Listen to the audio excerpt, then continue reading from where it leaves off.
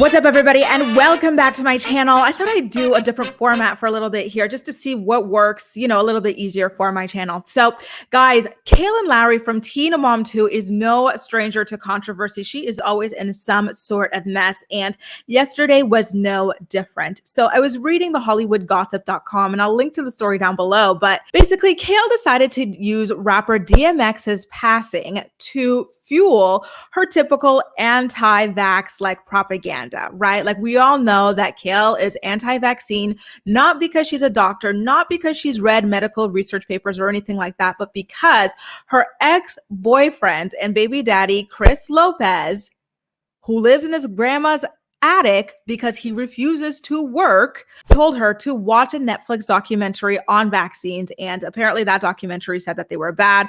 And she's been anti-vaccine ever since. Like, her first child, Isaac, was vaccinated for a bit, and then she stopped that. Sorry, not just Isaac, but Lincoln as well. But when it comes to her subsequent children, she decided, the ones with Chris, the anti-vaxxer, she decided that she was not going to pursue vaccines for them. So anyway, DMX was in a vegetative state. He was in a coma for a while. And then, he unfortunately ultimately wound up passing away. And so rather than just, sharing her condolences or talking about how, his music or maybe his story touched her life in some sort of way, Kail shared this on her Instagram stories. It is an article, a screenshot of an article from WashingtonNewsPost.com, which, by the way, is not the Washington Post. If you go on it, it's very clearly just some random person's blog. So it's not even like a very credible website to be talking about, vaccines or anything like that. But the headline read, DMX received COVID vaccine days before heart attack. Family says no drugs. So this man, DMX, who's had a history of drug addiction since he was very, very young. I believe I remember seeing him on the Dr. Phil show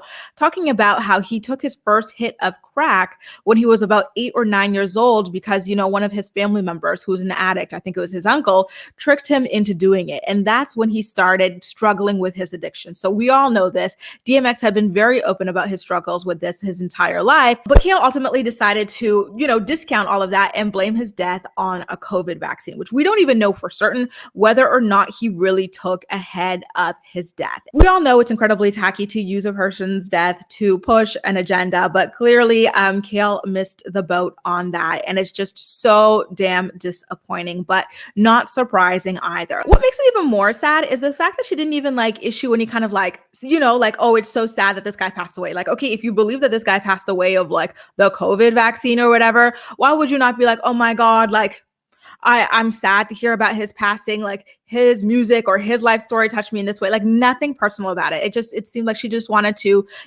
use this as an excuse to spread some sort of propaganda. And I find that very disappointing on the part of Kail. But anyway, you guys, I'm going to link to the Hollywood Gossip story down below if you guys want to continue reading up on it. But the whole situation is just, it leaves a bad taste in my mouth. And, I assume it'll do the same for you guys as well.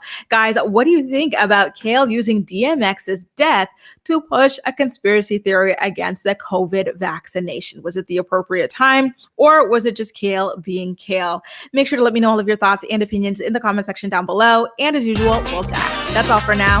Thank you so much for watching, and I'll see you next time.